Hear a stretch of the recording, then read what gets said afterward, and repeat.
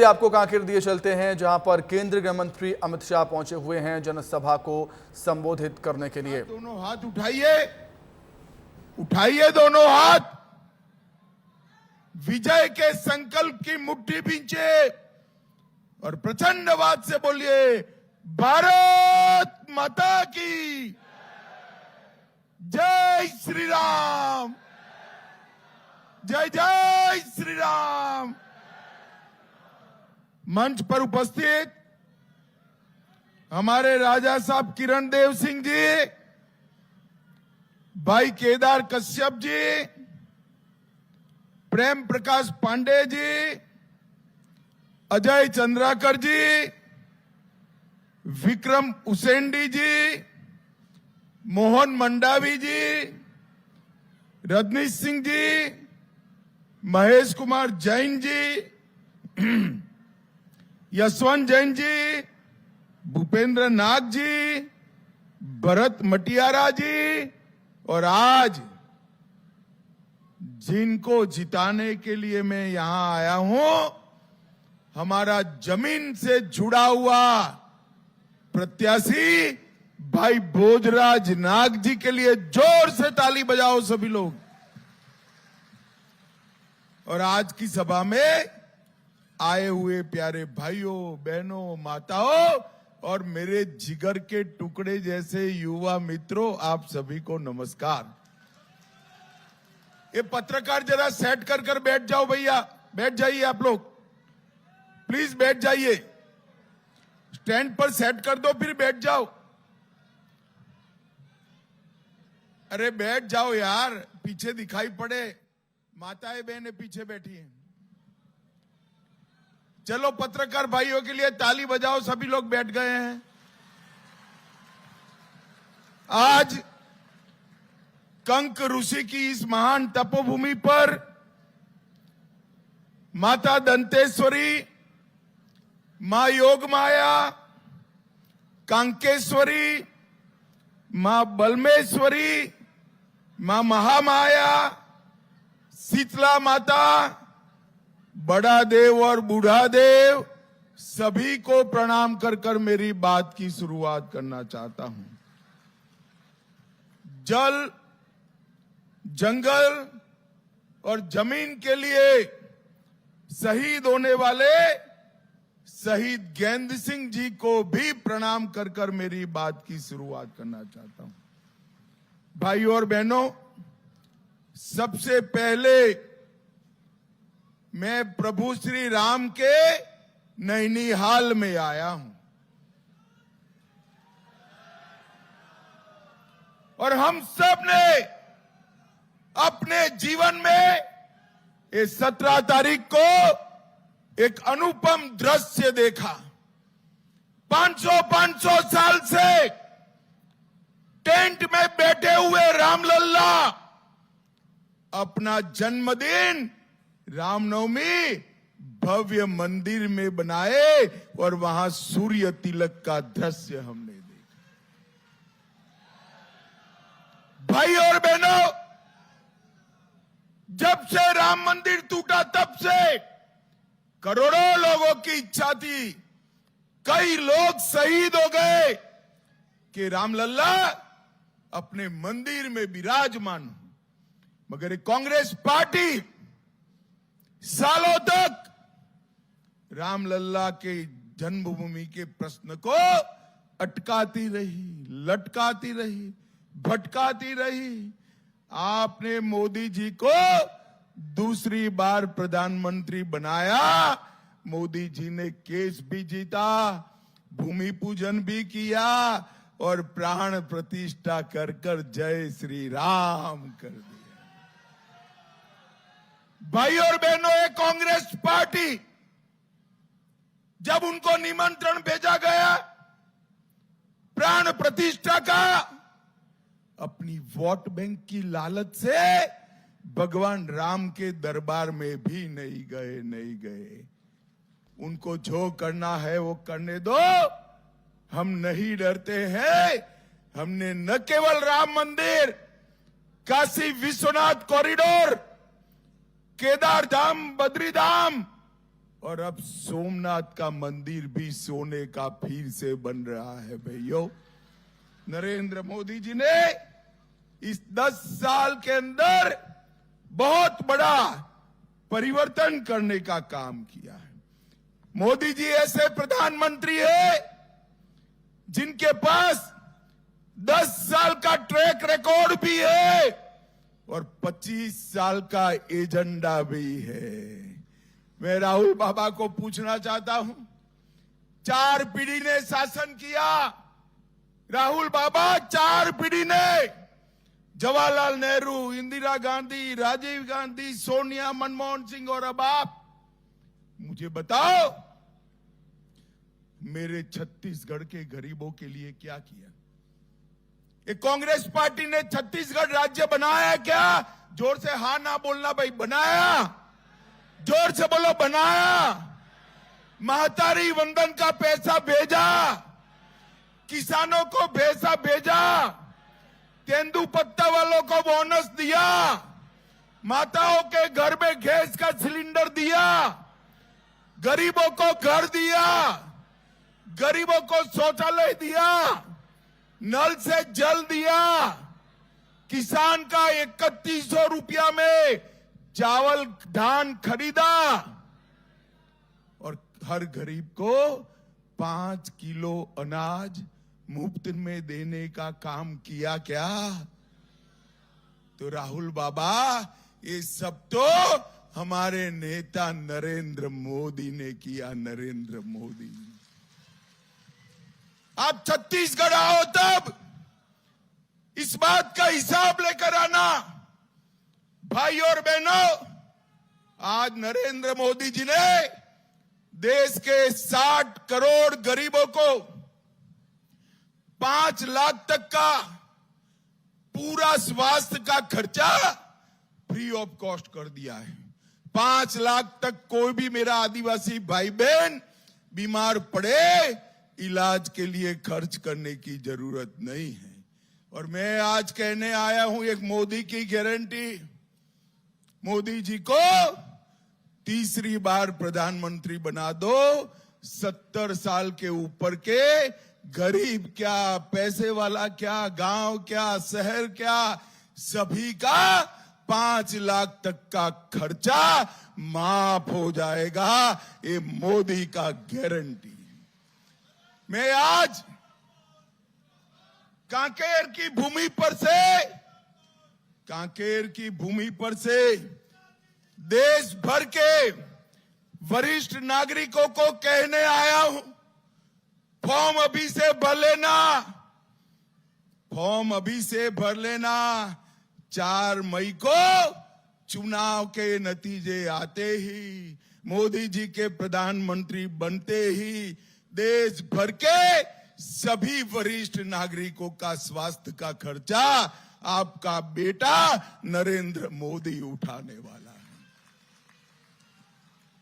भाई और बहनों, मुझे बताओ, ये कश्मीर जो है हमारा है या नहीं है? जोर से बोलो, और जोर से बोलो, है या नहीं है? ये कांग्रेस के अध्यक्ष खड़गे साहब कहते हैं कि कश्मीर का छत्तीसगढ़ राजस्थान वालों से क्या लेन देन।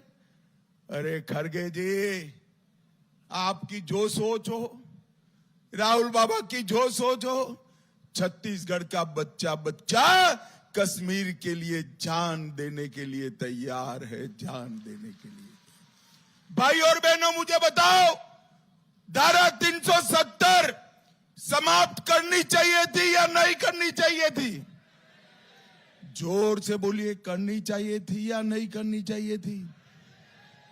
एक अनौरत संतान की तरह 70 साल तक धारा 370 को एक कांग्रेस पार्टी संभाल कर रही। भारतीय जनता पार्टी के नेता नरेंद्र मोदी ने 5 अगस्त 2019 को धारा 370 को समाप्त कर दिया। इस देश से नरेंद्र मोदी जी ने आतंकवाद को समाप्त किया। इस देश से नरेंद्र मोदी ने नक्सलवाद को समाप्ति के कगार पर लाया है। भाई और बहनों, मैं देश का गृह मंत्री हूं। 5 साल तक ये महादेव ए ब्रांड मुख्यमंत्री भूपेश बघेल शासन में थे। 5 साल तक नक्सलों पे कोई कार्रवाई नहीं होती थी। आपकी कृपा हो गई, छत्तीसगढ़ वाले ने हमारे विष्णुदेव जी को मुख्यमंत्री बनाया, विजय को गृह मंत्री बनाया। 4 ही महीने में 90 से ज्यादा नक्सलवादियों को समाप्त करने का काम ये भारतीय जनता पार्टी की सरकार ने किया। 123 लोग गिरफ्तार हुए, 250 लोग सरेंडर हुए और मोदी जी ने देश भर से नक्सलवाद को समाप्त किया है। आंध्र प्रदेश समाप्त, तेलंगाना समाप्त, बिहार समाप्त, झारखंड समाप्त, मध्य प्रदेश समाप्त। और मैं कहकर जाता हूं, 2 साल दे दीजिए, मोदी जी को फिर से प्रधानमंत्री बना दीजिए। छत्तीसगढ़ से हम नक्सलवाद को उखाड़ कर फेंक देंगे। जब तक नक्सलवाद है, मेरे आदिवासी भाई बहनों को तेंदुपत्ता के लिए खड़ नहीं देनी पड़ती। आदिवासी भाइयों बहनों के घर में बिजली नहीं पहुंचती, स्कूल नहीं है, राशन की दुकान नहीं है। मैं आज बचे कुछ जो है उनको भी कहता हूं, सरेंडर हो जाओ, आपको फिर से प्रस्तापित करेंगे, वरना लड़ाई का परिणाम तय है। इस दिश से नक्सलवाद को हम समाप्त कर देंगे। भाइयों और बहनों, नरेंद्र मोदी सरकार ने आदिवासियों का हमेशा कल्याण किया। आदिवासी मंत्रालय कांग्रेस ने सालों तक नहीं बनाया था, छत्तीसगढ़ भी नहीं बनाया था। अटल बिहारी वाजपेयी जी ने छत्तीसगढ़ राज्य भी बनाया और आदिवासी मंत्रालय भी बनाने का काम किया। मोदी जी ने जल, जंगल और जमीन के साथ साथ मेरे आदिवासी भाइयों बहनों को सुरक्षा, सम्मान और समावेशी विकास देने का काम नरेंद्र मोदी जी ने किया। आजादी से अब तक कभी भी आदिवासी बेटा या बेटी इस देश का राष्ट्रपति नहीं बना था। मोदी जी ने ओडिशा के गरीब आदिवासी बेटी बहन द्रौपदी मुर्मू को महामहिम द्रौपदी मुर्मू कर आदिवासियों का गौरव करने का काम किया। मोदी जी ने भगवान बिरसा मुंडा जयंती को जनजाति कल्याण दिन के रूप में बनाया। मोदी जी ने 200 करोड़ रुपए से 10 आदिवासी संग्रहालय स्वतंत्र सेनानियों के बनाए और आदिवासियों का बजट भूपेश बघेल, कान खोलकर सुन लो, राहुल बाबा कान खोलकर सुन लो, आपकी सरकार ने आदिवासी के लिए बजट 24,000 करोड़ रखा था। नरेंद्र भाई ने 1,24,000 करोड़ करने का काम नरेंद्र मोदी जी।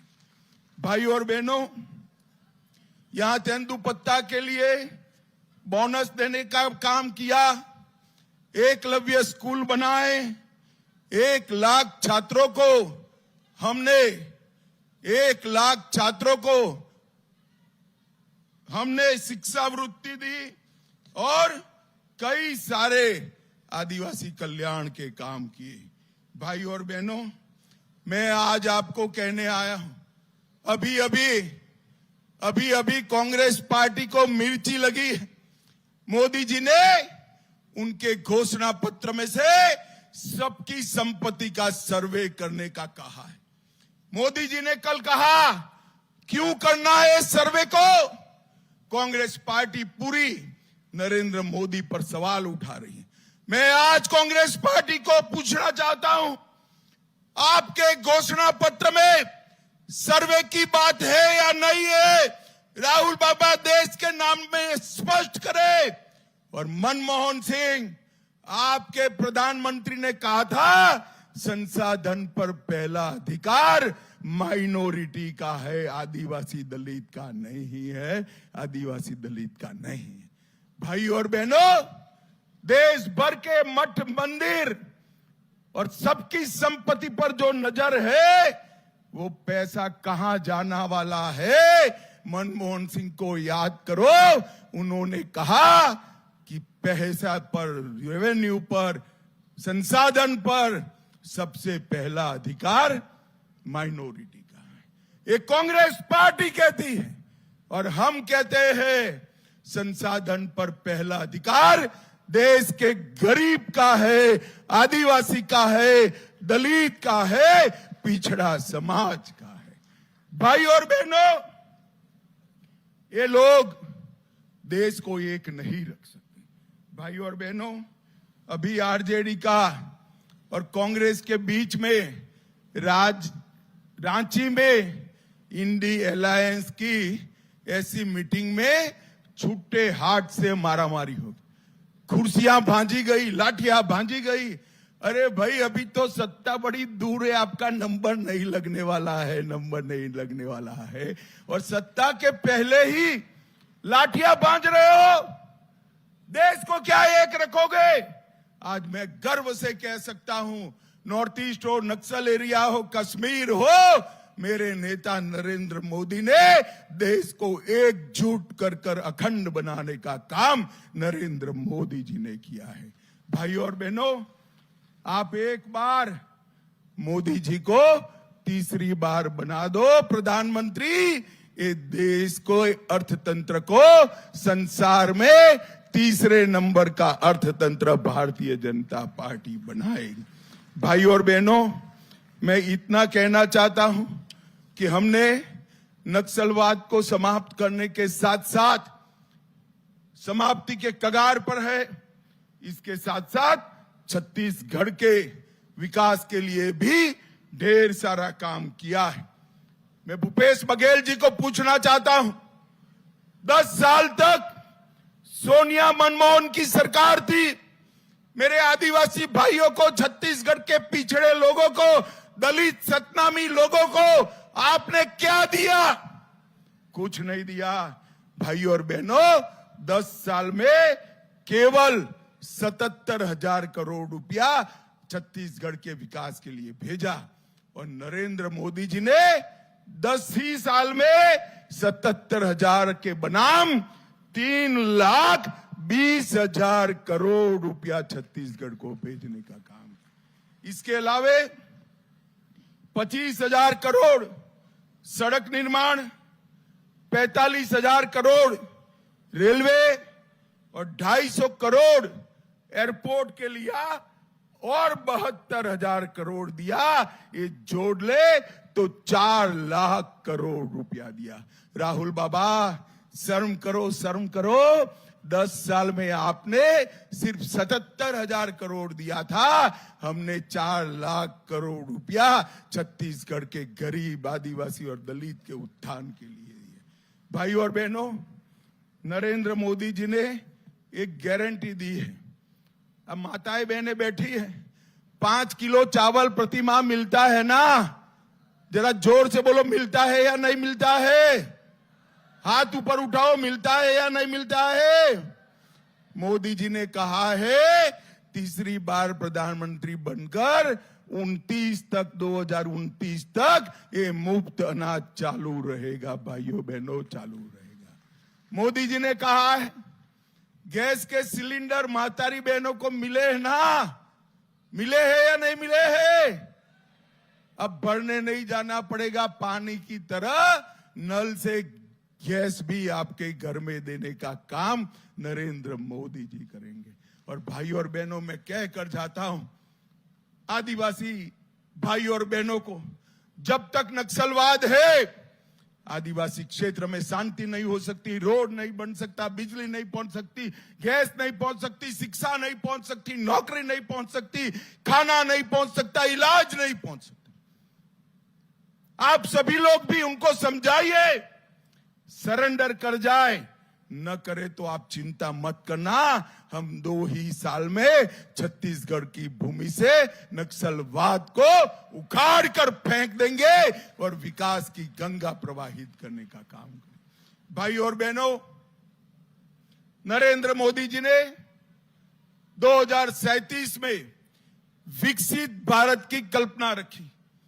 विकसित भारत का नींव डालने के ये 5 साल है और विकसित भारत का सबसे बड़ा फायदा आदिवासी, दलित, किसान, युवा, गरीब और महिलाओं को होने वाला है। ये विकसित भारत की कल्पना आप सभी के कल्याण के लिए है। भाई और बहनों, मैं आज मेरे प्रत्याशी के लिए भी आगे आइए, प्रत्याशी जी के लिए भी कहना चाहता हूं, इनकी फोटो देखकर ही मुझे मालूम पड़ गया ये आदिवासियों के लिए जीने वाला आदमी है, आदिवासी का जमीन का। भाई और बहनों, मुझे बताओ, आपको लाट साहब जैसा प्रत्याशी चाहिए या आपके जैसा नाग जैसा प्रत्याशी चाहिए? बताइए मुझे, जरा जोर से बोलो। इनके नाम के सामने कमल निशान है, नाग जी के कमल निशान पर बटन दबाइए, ये आपका वोट सीधा नरेंद्र मोदी तक पहुंच जाएगा। भाइयों बहनों, नरेंद्र मोदी तक। मुझे बताओ, इनको जिताओगे क्या? कांकेर वाले जोर से बोलो, हाथ उठाकर जिताओगे? मोदी जी को फिर से प्रधानमंत्री बनाओगे? छत्तीसगढ़ की 11 की 11 मोदी साहब की झोली में डालोगे? तो मेरे साथ दोनों हाथ उठाइए, उठाइए दोनों हाथ, माताएं भी उठाए, सभी लोग उठाओ, विजय के संकल्प की मुट्ठी भींचो और बोलिए, जय श्री राम, जय श्री राम, भारत माता की, वंदे वंदे वंदे।